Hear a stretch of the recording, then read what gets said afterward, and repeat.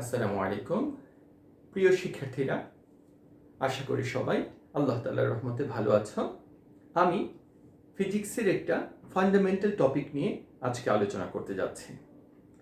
আমাদের ফিজিক্স বইয়ের পেছনে যদি আমরা বোর্ড কোয়েশ্চেনগুলো দেখি, আমরা দেখতে পাবো যে সিকিউ এমসিকিউ প্রত্যেকটার সাথে অসংখ্য গ্রাফ রিলেটেড আছে। এছাড়াও আমাদের প্র্যাকটিক্যালি গ্রাফ আঁকতে হয়। আমাদের 100 মার্কসের মধ্যে মিনিমাম 10 মার্কস শুধু গ্রাফের জন্যই লাগে। এই জন্য ফিজিক্সের গ্রাফ একটা ইম্পর্টেন্ট জিনিস। ফিজিক্সের প্রত্যেকটা ফর্মুলা দিয়ে গ্রাফ আঁকা যায়, আর কোনো ফর্মুলা দিয়ে একাধিক গ্রাফও হতে পারে। এখন ফিজিক্স ফার্স্ট পেপার এবং সেকেন্ড পেপারে যদি টোটাল 200টা ফর্মুলা থেকে থাকে, এর দ্বারা কমপক্ষে 300 গ্রাফ আঁকা যেতে পারে। এত অধিক সংখ্যক গ্রাফ আঁকা এটা খুবই কঠিন এবং এতগুলো গ্রাফ মনে রাখা প্রায় ইম্পসিবল। এজন্য আমরা একটা বিশেষ মেথড শিখব, যে মেথডের মাধ্যমে আমরা যে কোনো ধরনের ইকুয়েশন থেকে ইজিলি তার গ্রাফের প্যাটার্ন কেমন হবে সেটা আমরা জানতে পারবো। এটা শুধু ইন্টারে কাজে লাগবে এমন না। এই জিনিসটা যদি তোমরা শিখতে পারো, ভবিষ্যতে অনার্সে যদি সায়েন্সের কোনো সাবজেক্ট নিয়ে পড়ো, অথবা তারপরেও সারা জীবন তোমার কাজে লাগবে, অন্য কেউ শেখাতে পারবে। তাহলে যে টপিকটা আমি স্টার্ট করতে যাচ্ছি সেটাকে আমরা নাম দিলাম গ্রাফ। আমাদের ফিজিক্স বইয়ে আমরা যে গ্রাফগুলো দেখি, সেই গ্রাফগুলোকে আমরা 3 ভাগে ভাগ করেছি। তার মধ্যে প্রথমেই আছে সরল রেখা, বা যেটাকে আমরা স্ট্রেইট লাইন বলে থাকি।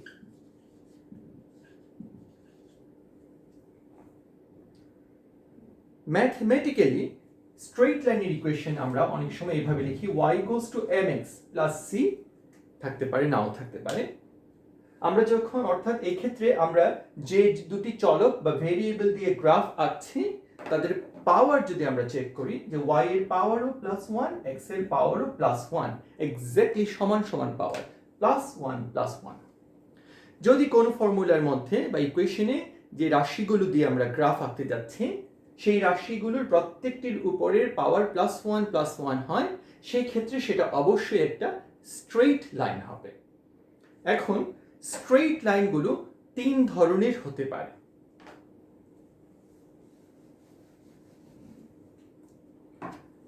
ক্যাটাগরি 1, ফার্স্ট ক্যাটাগরি স্ট্রেইট লাইনগুলো হচ্ছে মূল বিন্দুগামী সরল রেখা।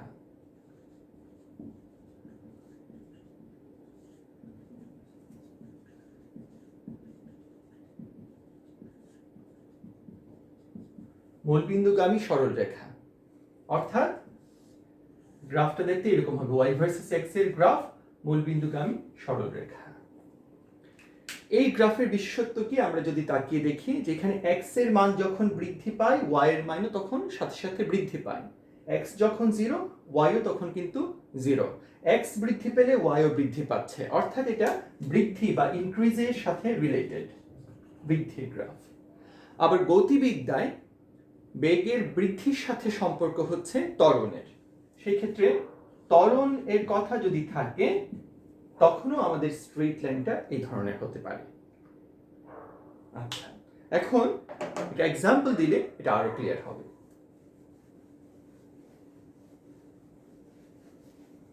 ধরা যাক আমরা ধরে নিচ্ছি একটি গাড়ি স্থির অবস্থান থেকে সুষম ত্বরণে যাত্রা শুরু করে।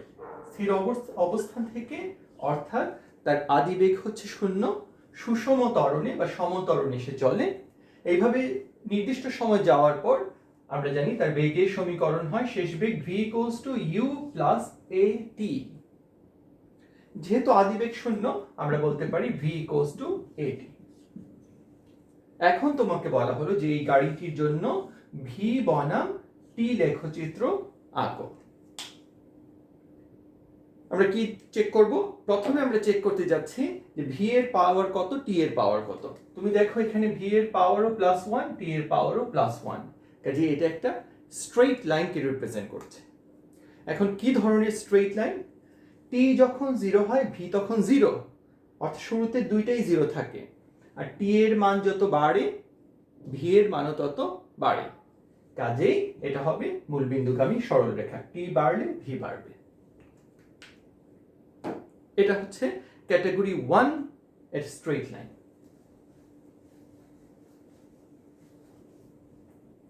এখন second category straight line. Second category straight line হচ্ছে এক্স অক্ষের সমান্তরাল সরল রেখা। এক্স অক্ষের সমান্তরাল।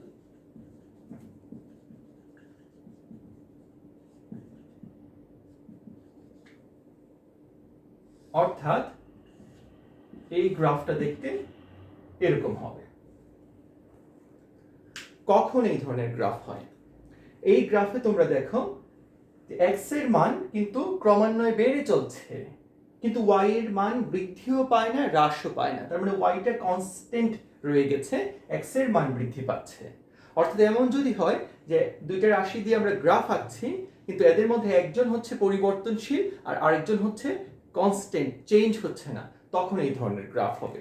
তাহলে এটা আমরা বলতে পারি যেটা হচ্ছে ধ্রুব রাশির ক্ষেত্রে, ধ্রুব রাশি ক্ষেত্রে এরকম হয়।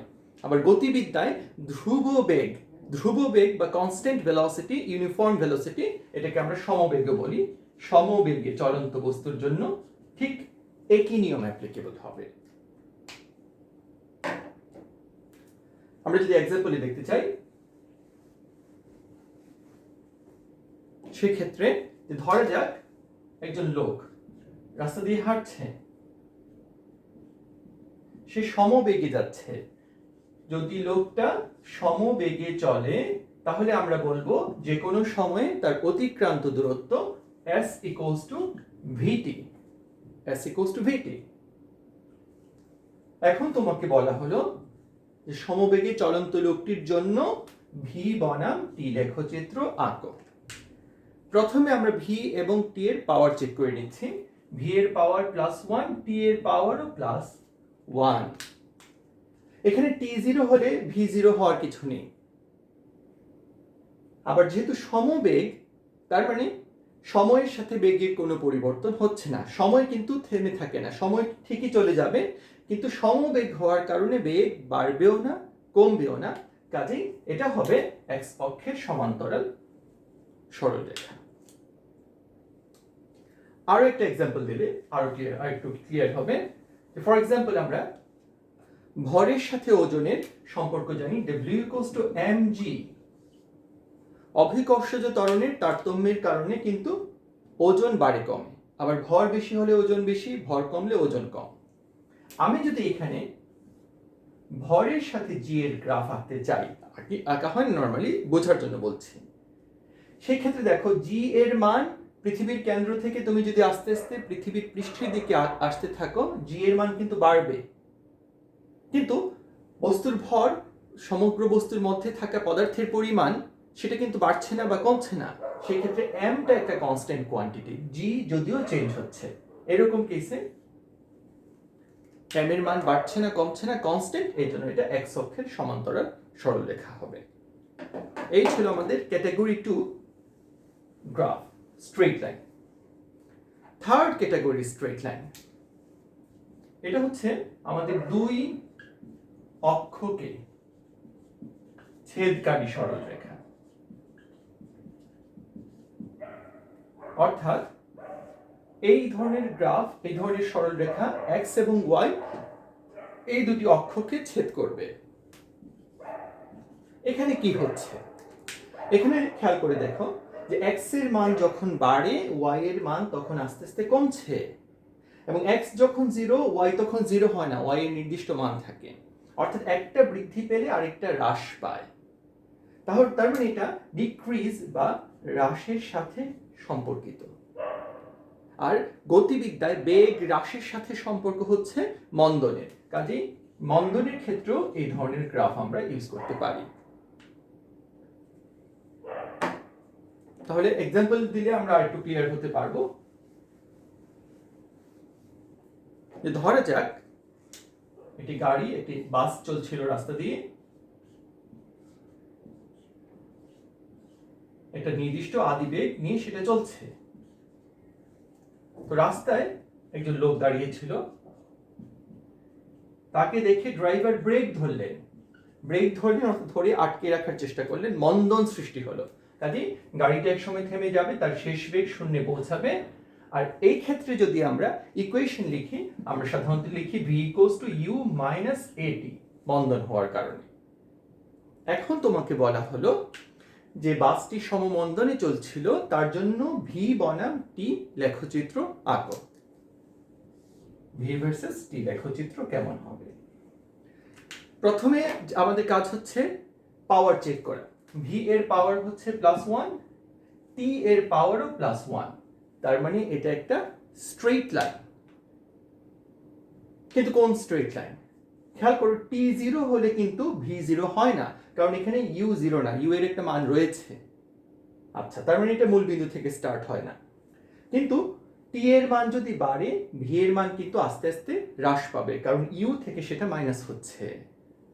আবার অন্যভাবে চিন্তা করলে এখানে মন্দন হচ্ছে আমরা দেখতে পাচ্ছি, তার মানে মন্দন যেহেতু আছে অথবা হ্রাস পাচ্ছে, টি এর মান বাড়লে ভি এর মান কমে কন্টিনিউয়াসলি হ্রাস পাচ্ছে, কাজে এটা হবে দুই অক্ষকে ছেদকারী সরলরেখা। নির্দিষ্ট বেগ নিয়ে সে যাত্রা শুরু করে, সময়ের সাথে তার বেগ হ্রাস পেতে পেতে একসময় শূন্যে পৌঁছায়। এইভাবে আমরা তিন ধরনের স্ট্রেট লাইন আইডেন্টিফাই করতে পারি। তাহলে আবারও শর্টকাটে বললে তিন ধরনের স্ট্রেট লাইন হচ্ছে, ফার্স্ট হচ্ছে মূলবিন্দুগামী সরল রেখা। এটা কখন হবে? যদি এক্স এবং ওয়াই দুইজনের মানই একই সাথে বৃদ্ধি পায় বা ত্বরণের কথা বলা হয়। সেকেন্ড ক্যাটাগরি হচ্ছে এক্স অক্ষের সমান্তরাল সরল রেখা। যদি কোনো রাশি কনস্ট্যান্ট থাকে, অন্য কোনো কিছুর উপর নির্ভরশীল না থাকে, অথবা সমবেগ বোঝানো হয়, সেই ক্ষেত্রে আমরা এক্স অক্ষের সমান্তরাল সরল রেখা আঁকি। এবং আমাদের থার্ড ক্যাটাগরি হচ্ছে দুই অক্ষকে ছেদকারী সরল রেখা। এই ধরনের সরল রেখা তখনই হবে যখন আমাদের একটা রাশির সাপেক্ষে মান বাড়লে আরেকটা রাশির মান কমবে, অর্থাৎ মন্দন ঘটবে বা হ্রাসের ব্যাপার বোঝাবে, তখন আমরা এই দুই অক্ষকে ছেদকারী সরল রেখা আঁকব।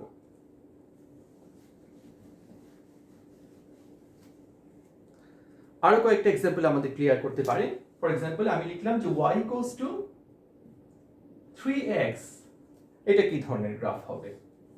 এখানে খেয়াল করো যে x এর মান 0 হলে এখানে x এবং y প্রত্যেকের পাওয়ার হচ্ছে +1, কাজে এটা স্ট্রেট লাইন, কোনো সন্দেহ নেই। x এর মান 0 হলে y এর মান 0, কাজে মূল বিন্দু থেকে শুরু। x এর মান বাড়লে y এর মান বাড়ে, কাজে এটা বৃদ্ধির গ্রাফ, অর্থাৎ মূলবিন্দুগামী সরল রেখা। এই রাশিগুলোকে আমরা চিনতে পারছি কিনা সেটা ম্যাটার করে না, এখানে আমরা আমাদের রুল যেটা আছে, নিয়মটা ফলো করলে আমরা বুঝতে পারবো গ্রাফটা কেমন। আবার যদি আমি এরকম লিখি যে y = 6 - x, এটার গ্রাফ আঁকতে চাই, সেই ক্ষেত্রে দেখো যে x এর মান 0 হলেও কিন্তু y এর মান 0 হয় না। x y যেহেতু দুইজনের পাওয়ারই +1, কাজে স্ট্রেট লাইন, কোনো সন্দেহ নেই। হ্যাঁ, তবে x এর মান বাড়লে y এর মান আস্তে আস্তে হ্রাস পায়, কাজে এটা হবে দুই অক্ষকে ছেদকারী সরল রেখা।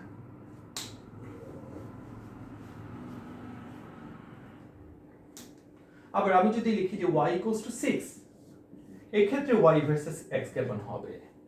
এখানে x এর সাথে y এর কোনো সম্পর্কই দেখতে পাচ্ছি না, তাহলে x বাড়লো কি কমলো তাতে y এর কিছুই আসে না, y এর একটা নির্দিষ্ট কনস্ট্যান্ট মান রয়েছে। এজন্য এটা হবে x অক্ষের সমান্তরাল সরল রেখা। এই ছিল তিন ধরনের সরল রেখা। সেকেন্ড ক্যাটাগরির গ্রাফ। সেকেন্ড ক্যাটাগরির গ্রাফগুলোকে আমরা নাম দিয়েছি পরাবৃত্ত বা প্যারাবোলা।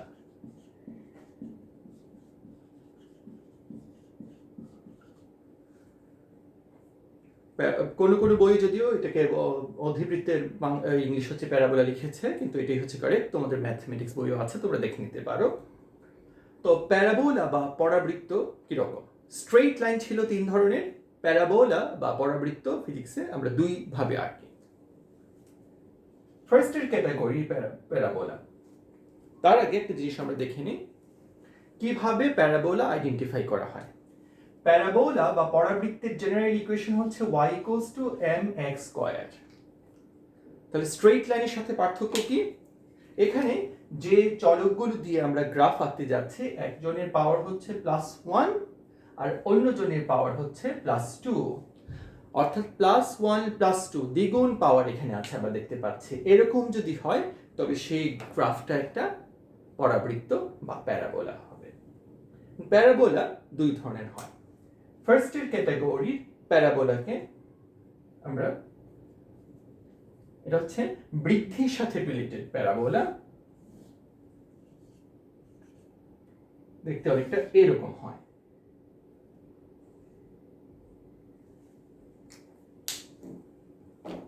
এখন এই প্যারাবোলার বিশেষত্ব কি?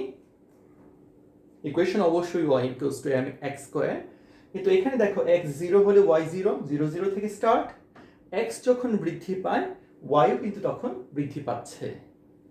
তার মানে এটা বৃদ্ধির সাথে বা ত্বরণের সাথে সম্পর্কিত। তাহলে এটাকে আমরা বলতে পারছি যে এটা হচ্ছে বৃদ্ধি বা ত্বরণ এর সাথে রিলেটেড প্যারাবোলা। এখন মনে রাখার সুবিধার জন্য একটা বুদ্ধি আছে, যে ধরা যাক আমরা এই ছবিটা দেখি, একটা স্মাইলিং ফেস আমরা দেখতে পাচ্ছি। কখন আমরা খুশি হই, আনন্দিত হই? সাধারণত যখন আমাদের কোনো কিছু বৃদ্ধি পায়, পছন্দনীয় কোনো কিছু, তখন আমরা এরকম খুশি হই। ধরা যাক যে তুমি প্রতিদিন সকালে ঘুম থেকে ওঠার পর দেখো যে তোমার বালিশের নিচে কে যেন একটা চকচকে 100 টাকার নোট রেখে যাচ্ছে। প্রতিদিন সকালে উঠে আজকে 100, আগামীকাল 200, পরশুদিন 300, তারপরে 400, এরকম বাড়ছে। ঘুম থেকে ওঠার পরে তোমার অবস্থা এরকম হবে, তোমার শক্তি বেড়ে যাচ্ছে, অনেক কাজ তুমি করতে পারো, টায়ার্ড হও না। অথবা তোমার স্মরণ শক্তি বেড়ে যাচ্ছে, তুমি একটা কিছু আজকে পড়লে তো 6 মাস পরেও তোমার মনে থাকে। এরকম একটা স্মাইলিং ফেস তোমার হবে, হ্যাপি ফেস হবে। এখন এই হ্যাপি ফেসটাকে যদি আমি গ্রাফে বসাই তাহলে দেখতে কেমন লাগে? আমি যদি একটা গ্রাফের মধ্যে প্লট করি এর অর্ধেক অংশকে, তাহলে এটা ঠিক এক্স্যাক্টলি এর সাথে মিলে যায়। তার মানে এটা একটা বিগ স্মাইলিং ফেসের অংশ। আমরা এটাকে একটা স্মাইলিং প্যারাবোলা বলতে পারি। স্মাইলিং জাস্ট ম্যাথমেটিক্সে স্মাইলিং প্যারাবোলা বলে কোনো টার্ম নেই, কিন্তু মনে রাখার জন্য আমি বলছি। তাহলে এই স্মাইলিং প্যারাবোলা, স্মাইলিং ফেস তখনই আসবে যখন আমাদের কোনো কিছু বৃদ্ধি বোঝাবে, বৃদ্ধির কথা আসবে। এক্সাম্পল কোথায় আছে? আমরা ইজিলি এক্সাম্পল দেখতে পারি যে ধরা যাক আমরা গতিশক্তির সাথে গতিবেগের সম্পর্কের কথা বলছি। E K equals to half M V square. এখন তোমাকে বলা হলো যে গতি শক্তি বনাম গতিবেগের লেখচিত্র আঁকো। প্রথমে আমরা চেক করে নিচ্ছি এটার পাওয়ার কত, কারণ ভেরিয়েবল গুলার পাওয়ার আমাদেরকে বলে দিবে এটা স্ট্রেট লাইন নাকি প্যারাবোলা। এখানে ই এর পাওয়ার হচ্ছে +1, কিন্তু ভি এর পাওয়ার হচ্ছে +2, দ্বিগুণ পাওয়ার, +1 +2, কাজে এটা হবে প্যারাবোলা। আবার v0 হলে কে 0, কাজে 0 0 থেকে স্টার্ট, ভি এর মান যখন বাড়বে কে বাড়তে বাধ্য। ভি দ্বিগুণ হলে কে 4 গুণ হবে, ভি 3 গুণ হলে কে 9 গুণ হবে। তার মানে কন্টিনিউয়াসলি এটা বৃদ্ধি পাচ্ছে। সুতরাং এই গ্রাফটা হবে একটা স্মাইলিং প্যারাবোলা বা বৃদ্ধির প্যারাবোলা হবে। আবার হ্রাস বা মন্দনের সাথে রিলেটেডও এক ধরনের প্যারাবোলা আছে। সেটা কি রকম? সেটা সেকেন্ড ক্যাটাগরির প্যারাবোলা। সেকেন্ড ক্যাটাগরির প্যারাবোলাকে আমরা এইভাবে আঁকি, আগেরটা ঠিক মিরর ইমেজের মতো। এটা তখনই হয় যদি হ্রাসের কথা থাকে অথবা মন্দনের কথা যদি থাকে, তবে সেই প্যারাবোলা বা পরাবৃত্তটা দেখতে এরকম হবে। তো কোথায় আছে এরকম ঘটনা? মন্দন অনেক সময় হতে পারে গাড়ির ব্রেক ধরলে মন্দন হয়। আবার আমরা যদি একটা বস্তুকে খাড়া উপরের দিকে নিক্ষেপ করি তখনও কিন্তু কি হয়? মন্দন হয়। ধরা যাক আমরা ইজি এক্সাম্পলটা নিই। একটা গাড়ি যখন রাস্তা দিয়ে চলছিল, তার আদিবেগ ছিল 0 না, কিন্তু তার আদিবেগ 0 নয়, একটা আদিবেগ আছে। এই অবস্থায় সে চলছিল, কিন্তু রাস্তার মধ্যে একজন লোক দেখে সে ব্রেক ধরলো, কাজেই তার মধ্যে মন্দন সৃষ্টি হলো। তার শেষ বেগ 0 হবে, কোনো সন্দেহ নাই, কিন্তু সে থেমে যাওয়ার আগে কিন্তু কিছুটা দূরত্ব অতিক্রম করবে। এবং এইরকম কেসে আমরা লিখি s equals to ut minus half at square। এইভাবে আমরা ইকুয়েশনটা লিখি। এখন তোমাকে বলা হলো যে সমমন্দনে চলন্ত গাড়িটার জন্য আমরা s বনাম t, দূরত্ব বনাম সময় লেখচিত্র আঁকতে চাই। এই ক্ষেত্রে তুমি অনেক সময় কনফিউশনে পড়ে যেতে পারো যে s এর পাওয়ার +1, ওকে গুড, কিন্তু t তো দুইটা আছে, একটার পাওয়ার +1, একটা +2। যখন একাধিক টার্ম থাকবে, একাধিক চলক থাকবে, এবং তাদের পাওয়ার একই চলকের পাওয়ার যদি ভিন্ন ভিন্ন হয় তবে হাইয়েস্ট পাওয়ার যেটা তুমি শুধু ওইটা চেক করবে। কাজে টি এর হাইয়েস্ট পাওয়ার হচ্ছে +2। এটা যদি না থাকতো তাহলে +1 হতো, সেক্ষেত্রে +1 স্ট্রেট লাইন হতো, কিন্তু হাইয়েস্ট পাওয়ার হচ্ছে +2, কাজেই +1 + 2 একটা দ্বিগুণ, এটা হবে একটা প্যারাবোলা। কোন প্যারাবোলা? এখানে আমরা দেখতেই পাচ্ছি যে মন্দন হচ্ছে, আর যদি মন্দন হচ্ছে কিনা বুঝতে পারছি না, ধরো এটা অন্য কোনো একটা অপরিচিত ইকুয়েশন, সেই ক্ষেত্রে ঠান্ডা মাথায় আমরা দেখি যে এখানে টি এর মান যদি বসাই, টি এর মান এই অংশে গুণ হচ্ছে, কিন্তু এখানে স্কয়ার হিসাবে কিন্তু সেটা মাইনাস হচ্ছে, অর্থাৎ আলটিমেটলি সেটা হ্রাসের দিকেই যাচ্ছে। ইউটি যতটুকু না বাড়ছে ½ তার চেয়ে বেশি তাকে কমিয়ে দিচ্ছে, তার মানে এটা হ্রাস মিন করছে। সেক্ষেত্রে গ্রাফটা হবে আমাদের এই ধরনের প্যারাবোলা। এখন এই প্যারাবোলাটা মনে রাখার জন্য আমাদের একটা ট্রিক্স আছে, সেটা হচ্ছে আমরা যদি এইভাবে চিন্তা করি, আরেকটা ফেস আঁকি আমরা, এরকম স্যাড ফেস আমাদের কখন আসে? যখন আমাদের পছন্দের কোনো কিছু হ্রাস পায়। মনে করো তুমি 1000 টাকা জমালে, 100 টাকার চকচকে নোট, প্রতিদিন রাতের বেলা চোর এসে 100 টাকা নিয়ে যায়। প্রতিদিন, কালকে 900, পরশু দিন 800, তারপরের দিন 700 হলো। তোমার ঘুম থেকে ওঠার পর তোমার মুখের অবস্থা এরকম হবে, গায়ের শক্তি কমে যাচ্ছে, একটু পড়াশোনা করলে তুমি টায়ার্ড হয়ে যাও, ঘুম পায়, অথবা স্মরণ শক্তি হ্রাস পাচ্ছে, কমে যাচ্ছে, তুমি সকালবেলা যেটা পড়ে গেলে সেটা আর পরীক্ষার হল পর্যন্ত মনে থাকে না, তখন তোমার অবস্থা এরকম হবে। এখন যদি আমি এই স্যাড ফেসটাকে গ্রাফের মধ্যে বসিয়ে দিই, কেমন দাঁড়ায়? এর অর্ধেক অংশ আমরা যদি গ্রাফে নিয়ে চিন্তা করি, দেখো এটা এক্স্যাক্টলি এর সাথে মিলে, তার মানে এটাকে আমরা স্যাড প্যারাবোলা বলতে পারি। তাহলে হ্যাপি প্যারাবোলা হবে যখন বৃদ্ধি পাবে বা ত্বরণ হবে, আর স্যাড প্যারাবোলা হবে যখন হ্রাস পাবে বা মন্দন হবে। এই ছিল আমাদের দুই ধরনের প্যারাবোলা বা পরাবৃত্ত। এখন থার্ড ক্যাটাগরির গ্রাফগুলোকে আমরা নাম দিয়েছি অধিবৃত্ত বা হাইপারবোলা।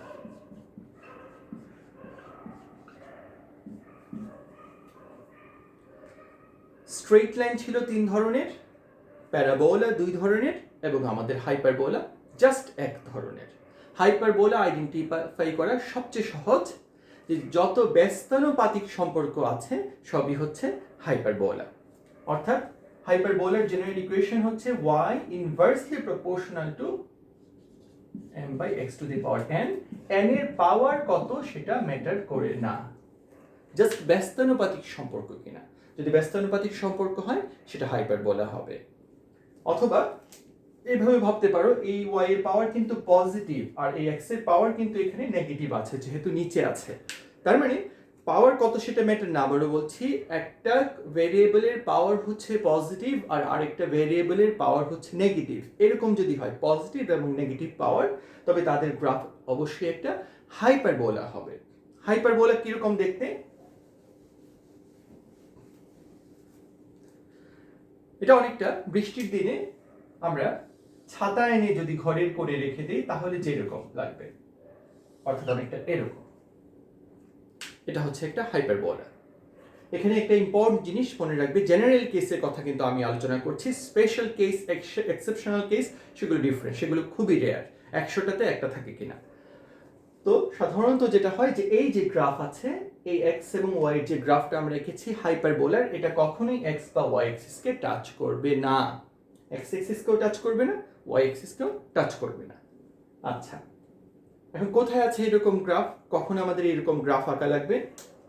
ধরা যাক দুটো ভিন্ন ভরের বস্তু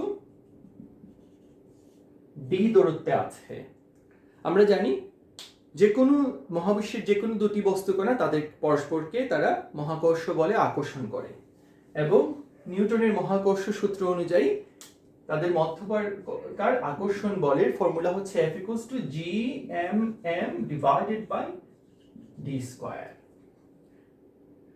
তো এখানে কিন্তু G সার্বজনীন মহাকর্ষীয় ধ্রুবক, স্মল m ক্যাপিটাল M দুইটাই হচ্ছে ভর, সবগুলি হচ্ছে কনস্ট্যান্ট।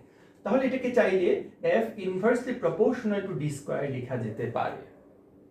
আবার অন্যভাবে যদি আমরা তাকাই যে এফ এর পাওয়ার কিন্তু তোমরা দেখো এখানে পজিটিভ +1, কিন্তু ডি এর পাওয়ার হচ্ছে নেগেটিভ অর্থাৎ -2।